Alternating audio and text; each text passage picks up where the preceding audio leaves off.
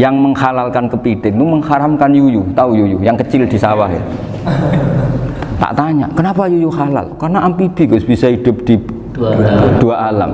Memangnya kepiting enggak? Oh beda. Ternyata beda maksudnya. Eman Gus kalau haram. Eman kan, kalau yuyu haram kan nggak ngefek kan, kecil. Ini mufti kok. Oh udah kadang halal, udah kadang makan selama ini. Iya selama ini udah kadang makan itu. Makanya banyak kiai yang mengharamkan kepiting sebetulnya, tapi minoritas kan. Minoritas. Tapi yang mengharamkan yuyu mayoritas, wong kecil aja. Jadi kita ribet ikut siapa? Gitu. Kata siapa ahli fikih gak mikir untung rugi. Makanya saya ini bingung, jadi saya ini kan kiai ya, kiai betul, susah kadang jadi kiai. Sebagian guru saya itu mengharamkan kepiting. Nah kalau kayak dolan di daerah Juwono Mas Nafis, daerah itu penghormatan tertinggi santri itu kalau nyugoi kiainya kepiting, karena itu makanan termahal. Bingung kan dia? Mau tidak makan itu kayaknya dipersiapkan betul Pak Rifin. Udah ada effort ya. Warna nyari yang mahal kan, mau makan itu sebagian guru kita mengharamkan. Akhirnya ya ada darurat tadi, makan sekadarnya. Kalau saya habis 3 pasti israf. Kalau habis 1 prosedur hormat yang nyugui. Itu susahnya jadi kiai. Kalau kamu kan tidak kiai, mumpung gratis. Enaknya gak jadi kiai kan itu Mas. Pertimbangannya mumpung gratis. Sudah gitu masih mun dibutuh mawon, makai dibutuh mawon. Oh digawa tenan. Tapi sebetulnya ada sisi naif dari yang bilang halal tadi. Ketika yang bilang naif itu versinya, tapi ya nggak apa-apa, semoga dimaafkan Allah. Naifnya tadi, tapi saya tidak tapi itu masalah khilafiyah ya. Semoga yang mengatakan halal juga benar, karena punya perhitungan iman tadi. Tapi yang bilang halal itu tak tanya, yuyu itu halal apa haram? Lucunya jawab haram semua. Yuyu bahasa Indonesia nggak ada kayaknya. Nggak tahu juga saya apa. Yang penting paham tapi yuyu, yang kecil itu. Itu kalau diharamkan nggak ada yang protes ya? Nggak ada. Tapi kalau kepiting? Ini pakai model apa? Coba Pak Wafa, kalau alasannya amfibi, yuyu sama kepiting sama enggak? Kalau alasannya amfibi, hidup di 2 alam. Sama-sama. Kenapa kepiting jadi halal? Besar. Lebih bernilai. Ini juga mufti model baru. Mungkin muftinya menghalalkan itu. Iya makanya itu. Kan jadi kayak tadi ayam jago tadi orangnya tak tanya akhirnya. Andekan yang kecelakaan itu ayam kecil. Kamu tanya saya enggak? Ya enggak, terus langsung tak buang. Kan langsung dibuang. Berhubung ayam besar. Eman kan. Tapi nurani aja sebetulnya protes. Nyembelih wis klekek-klekek wis. Kadang kan wis apa kejet-kejet itu sudah tunggu SOP dari Pak. Ya tapi apapun itu ini ilmu harus didengar ya supaya sampean tahu ya, ada hayat mustaqirrah, ada hayat mustamirrah, ada hayat ittirariyah, paling enggak kita ngerti lah. Karena nanti di bab B ya nyun sewu di bab apa B itu ya nanti nggak sahnya karena apa? Tidak mutamawal. Misalnya saya punya utang sama Pak Arifin ayam jago, tak bayar dengan jago yang mengalami kehidupan sudah seperti itu kan tidak sah. Meskipun itu hidup tapi sudah tidak hayat yang mustamirrah, tidak normal. Jadi ilmu itu apapun tidak cocok kita karena beda mazhab misalnya, tetap sebagai apa? Ilmu. Jadi jangan pernah anti ilmu meskipun kita tidak cocok. Dulu saya itu heran sama Abu Hanifah karena membolehkan merujuk wakaf. Wakaf itu kan nggak boleh ditarik kembali dalam mazhab Syafi'i dan hampir semua ulama bilang gitu. Tapi kalau kata Abu Hanifah, jika nazir yang nerima itu tidak sesuai rencana kita, keinginan kita, itu boleh narik kembali. Fa innal waqfa atiyatun makhdah, kata beliau. Wakaf itu ya pemberian normal saja. Suatu saat ada peristiwa gini Pak Arifin ya, ada orang kaya raya mewakafkan tanah itu senilai kalau nggak salah itu 60 miliar. Singkat cerita beliau bermain apa gitu, bisnis apa itu bangkrut, kemudian itu belum disertifikatkan wakaf, kemudian nggak ada yang disawang Coro Jowo, nggak ada yang dilihat, terus mau dibeli sama nyuwun sewu, sampai yang mau beli yang mampu itu non muslim. Singkat cerita ada orang kaya muslim yang mau beli itu tapi ada problem karena itu wakaf. Tapi kalau nggak dibeli itu malah dibeli non muslim. Tanya saya, akhirnya saya jawab nggak apa-apa, dibeli saja.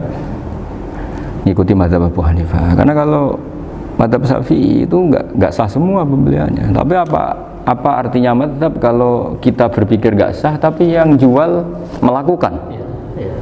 Nah itu yang nggak dipikirkan oleh orang-orang fikih yang di Menara Gading. Apa gunanya kita bilang nggak sah, tapi yang punya tanah tadi tetap menjual. Karena tidak mengindahkan hukum itu, mau apa coba? Makanya saya bilang bagi tentang Gus itu nggak ada kaulnya dalam mazhab Syafi'i. Saya bilang kamu mengharamkan itu tidak ada gunanya, karena itu tetap dilakukan. Jadi kita pertimbangannya ndak itu, daripada dikuasai situ mendingan kita. Betul. Nah itu sisi-sisi fikih. Makanya ini kita ngaji fikih tidak segampang itu memberi fatwa, karena pertimbangannya banyak, Pak. Tidak hitam putih. Tidak hitam putih gitu maksud saya, ini cerita. Jadi nanti kamu ngerti. Jadi mau apa coba? Itu kan ibarat gini. Hukumnya kita ngajar perempuan itu masalah sebetulnya secara, karena itu ajnabiyah. Tapi fikih mentoleransi li ajli ta'lim, karena untuk belajar enggak apa-apa. Kalau sudah jadi fakta itu ribet. Dia maunya belajar sama kamu, dan sekali kamu tidak mau belajar ke yang lain yang potensi menyesatkan. Jadi fikihnya bukan masalah nazar lagi, sudah penyelamatan. Ribet kan kalau sudah begitu. Saya punya kenangan yang menurut saya itu harus jadi trauma. Siapapun harus jadi trauma. Ini cerita sedikit. Ini masih ngaji fikih, pertimbangan. Ada orang itu sangat khusyuk, Pak Rifin. Sangat khusyuknya di rumahnya Pak Wafa itu nggak ada TV, nggak ada motor, nggak ada apa saja. Ketika anaknya berkembang agak dewasa, itu pertama naik motor, itu ya utang jasa sama kawan-kawannya. Pertama dia ngelihat nikmati TV ya dari kawan-kawannya. Corong Jawa, mbek tanggane lah.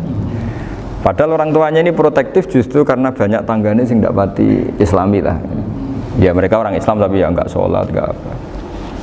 Singkat cerita orang tuanya ini datang ke rumah saya nangis, Pak. Nangis, Gus, sekarang saya ikrar bahwa mazhab Abah jenengan Kiai Nur Salim, bapak saya itu, mazhab jenengan itu lebih hebat timbang mazhab kula. Nangis deh. Dulu saya itu agak menyalahkan Kiai Nur Salim jenengan karena longgar di rumah ada TV, ada motor. Terus dia cerita. Nah karena anaknya ini pertama bisa naik motor, untuk anak ABG ini kan jasa yang luar biasa. Karena dia butuh sekali bisa naik motor, dipinjemin. Akhirnya walhasil anaknya ini nyon saya merantau ke Jakarta kemana? Akhirnya lam yusolli wa lam yasum. Padahal anaknya ya kiai kampung. Terus tak ceritain. Terus akhirnya dia tanya, kenapa sih Gus jenengan sama Abah kok longgar gitu sama anak? Terus tak ceritain gini Pak Arifin. Menurut ilmu al-insan abdul ihsan, manusia itu budaknya kebaikan. Karena utang jasanya sama anak ini, ya dia akan ainut anak ini. Sementara kenangannya baik jenengan Bu amui. Tidak boleh. Dia baru ngakui ya Gus saya itu nyun sewu hanya khusyuk tapi kurang ilmu. Tadi dia hanya berdasar khusyuk. Bocah kok main delok TV kan pikirannya hanya gitu. Ini cerita ilmu, saya bukan menjustifikasi manapun, ini kan cerita ilmu Pak Arifin ya. Jadi semuanya itu ada hitung-hitungannya. Coba kalau kita terlalu stakung be anak pertama naik motor jasanya orang nggak sholat ya, pertama roh TV jasanya orang nggak sholat. Coba terikatnya anak ini sama kita apa sama orang itu? Sama orang itu. Bayangkan kalau umur ABG, kalau umur sak pari pun Pak Wafa ini nafsu astagfirullah kan. Gue cok tua nome ora. Gaya tok, bareng tua udah khusus gue gaya tok. Aslinya nome bodoh. Ya saya sama semua. Cuma saya kan lebih jujur dari biasa. Jadi orang itu harus ngitung gitu. Itu kenapa Mbah Mun tuh kiai alim alama. Setahu saya dalamnya ada TV. Putra-putra ini lihat TV. Meskipun kita tidak mungkiri negatifnya TV, kita nggak mungkiri Pak Arifin ya. Tapi tadi ketika anak-anak ABG itu pertama lihat TV jasanya tonggone. Kalau kebetulan tanggane wong soleh nggak masalah ya. Kalau enggak, itu nangis ke rumah saya itu ya. Nyesel dia. Tapi saya bilang gini, ini jenengan tiang soleh, mesti anak jenengan suatu saat kembali. Coba pola jenengan harus rubah. Ini hebatnya Nabi. Ketika Sayyidah Aisyah masih kecil, minta diperlihatkan li'bul habasyah. Itu ya diturutin kan masyhur itu. Kayak apa Nabi? Karena kalau nggak diturutin, pasti Sayyidah Aisyah akan ngidolakan mainan yang lain yang di luaran sana malah. Itu karena Nabi punya kearifan tadi. Jadi ini kan ilmu, lagi-lagi ilmu. Jadi yang semua itu harus dibaca dengan ilmu. Makanya kata Nabi, ad-dunya mal'unatun mal'unun fiha illa dzikrawah wa ma'alahu au aliman au muta'alliman. Karena dunia ini hanya bisa dibaca dengan ilmu. Yang diridai Allah maksud saya hanya bisa saya itu banyak kenal menteri, kenal pejabat, tapi saya tidak pernah melihat itu sebagai pejabat. Melihatnya itu orang yang ingin belajar agama. Karena sekali salah melihat, yang hidup itu tamaknya Pak Arif. Yang hidup kan tamaknya. Saya kenal orang kaya kok melihat kayanya, yang hidup itu tamaknya, ingin dapat ini, dapat. Tapi kalau melihat itu sebagai hamba Allah yang ingin belajar, insya Allah kita selamat dari tamak. Meskipun kita ya manusia tidak sempurna. Setidaknya ketika dia lomo atau tidak lomo, nyalami template apa tidak ngefek, karena kita melihat ini mau belajar. Tapi kalau kamu didorong tamak, katanya orang kaya ternyata nggak tahu haknya kiai, ribet kan? Ribet. Ya kalau kamu punya santri cantik ya lihat itu sebagai santri kamu. Jangan melihat ini mau nggak sama saya, kalau enggak ya wah ya ribet kalau gitu. Ini anak-anak muda harus dilatih ikhlas, bahaya ini santri-santri sampean kalau nggak dilatih ikhlas ini bahaya. Karena ini belum punya penggemar pejabat, paling ya anak-anak yang ya tadi ABG. Jadi lah Sarah kembali lagi Sarah itu membicarakan itu detail.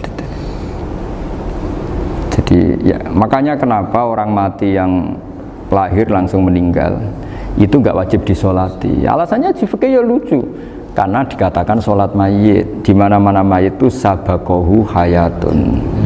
Di mana-mana namanya mati itu terdahului oleh hidup. Nah ini nggak pernah hidup langsung mati. Jadi fikih itu ya kadang lucu. Ya gitu aja alasannya. Kamu nyolati apa? Mayit. Kenapa kok mayit? Jadi mayit itu namanya mayit. Orang mati. Orang mati. Orang mati artinya pernah hidup. Nah itu Sarah. Jadi ketika matan hanya cerita wasiktu alladzi lam yastahila, nggak pernah nangis, lam yusalla alaih. Sarah bilang mergo ora tahu urip. Kalau nggak pernah hidup berarti nggak bisa dikatakan mati. Kayak sampean miskin itu kan nggak bisa dikatakan bangkrut. ya miskin aja gitu loh. Kan gitu ya. Karena nggak pernah kaya. Kayak Mas Nafis nggak bisa dikatakan, oh itu Qurannya lupa gimana? Nggak pernah hafal. Jadi yang dikatakan lupa itu pernah hafal. Nggak lupa nggak apa, Gus Qurannya lupa, gaya nggak pernah hafal kok bilang apa? Lupa gitu. Nggak boleh Pak Wafa bilang saya ini bangkrut apa? Nggak pernah kaya kok bangkrut kan? Jadi semua itu ada aturannya itu. Nah itu Sarah, lagi-lagi Sarah. Jadi bahkan banyak yang syarhun ala syarhin. Jadi kayak kitab takrib itu disarai Fathul Qorib. Jadi Fathul Qorib itu sudah Sarah.